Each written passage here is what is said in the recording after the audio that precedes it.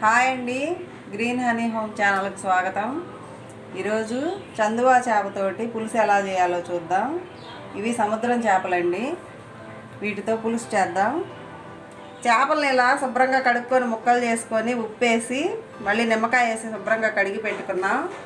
ఈ చేపల పులుసుకి కావాల్సినవి టమాటాలు 2 పేస్ట్ చేసుకున్నవి, అల్లం వెల్లుల్లి పేస్టు, పెద్దది ఉల్లిపాయ 1 కట్ చేసుకున్నది, పచ్చిమిరపకాయలు 4, కొంచెం కరివేపాకు, 1 స్పూన్ మిరియాల పొడి, కొంచెం జీడిపప్పు, చింతపండు పులుసు ఇంత తీసుకున్నాము. దీన్ని నీళ్ళల్లో నానబెట్టుకొని పులుసు తీసుకుందాం. ఇప్పుడు పులుసు ఎలా చేయాలో చూద్దాం. చేపల పులుసు మట్టి పాత్రలో చేసుకుందామండి. ఇప్పుడు ఎలా తయారు చేయాలో చూద్దాము. ముందు మెంతులు వేసుకోవాలి, నూనె కాగిపోయింది. ఉల్లిపాయ వేసుకుందాము, పచ్చిమిర్చి, కరివేపాకు.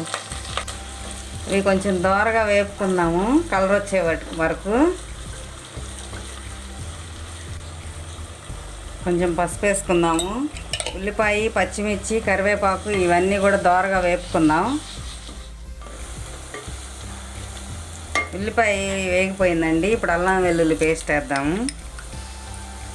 దీన్ని కూడా బాగా మంచి వాసన వచ్చేటట్టు వేపుకోవాలి. ఇది వేగిపోయింది. టమాటా పేస్ట్ వేసుకుందాము.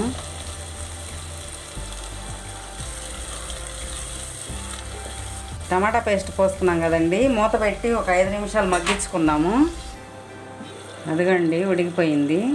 ఇప్పుడు దీంట్లో కొంచెం సంబార్ కారం వేద్దాం. మీ దగ్గర ఉంటే వేసుకోండి, లేకపోతే లేదు.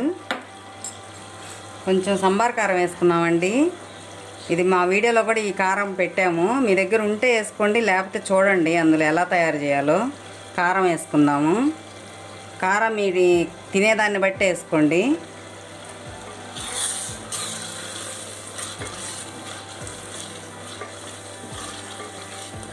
ఇది చింతపండు పులుసు తీసి పెట్టుకున్నాం కదండి, అది కూడా పోసేసుకున్నాము.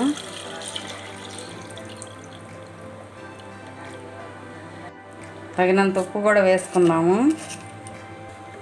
ఈ పచ్చివాసన పోయిందాక కొద్దిసేపు పులుసు మరగబెట్టుకుందామండి. ఇప్పుడు మూత పెట్టి కొద్దిసేపు మరిగించుకుందాం వీటిని.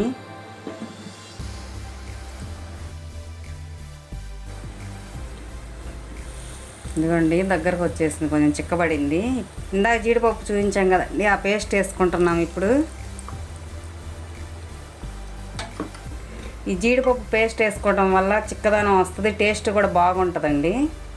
ఇప్పుడు మనం ఇవి వేసుకుందాము. ఈ చందవాలు చాలా టేస్ట్గా ఉంటాయి. ఈ ఆరోగ్యానికి కూడా చాలా మంచిది. ఎప్పుడు రావండి, అప్పుడప్పుడే దొరుకుతాయి. వీటిలో ముళ్ళు కూడా ఉండదండి, ఒక్క ముల్లే ఉంటుంది. చాలా టేస్ట్ కూడా బాగుంటుందండి.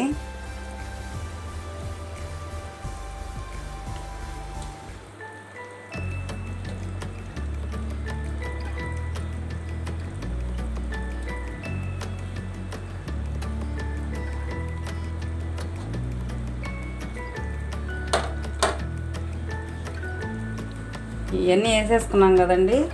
ఇప్పుడు ఇట్లా తిప్పుకోవాలి అంతా కలిసేటట్టు. గంట పెట్టి మాత్రం ఎక్కువసార్లు తిప్పవాకండి, ముక్క చిదురైపోయిద్ది.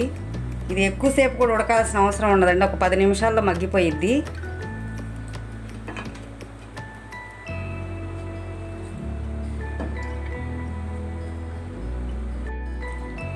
ఉడికిపోయిందండి. మిరియాల పొడి చల్లుకుందాము. కొత్తిమీర, మిరియాల పొడి దించబోయే ముందు వేసుకోండి, చాలా టేస్ట్గా ఉంటుంది. దీంట్లో మిరియాల పొడి వేసుకోవడం వల్ల చేపల కూరకే రుచి వస్తుంది. ఇంక దించేసుకుందామండి. ఇప్పుడు స్టవ్ ఆపేసేద్దాము.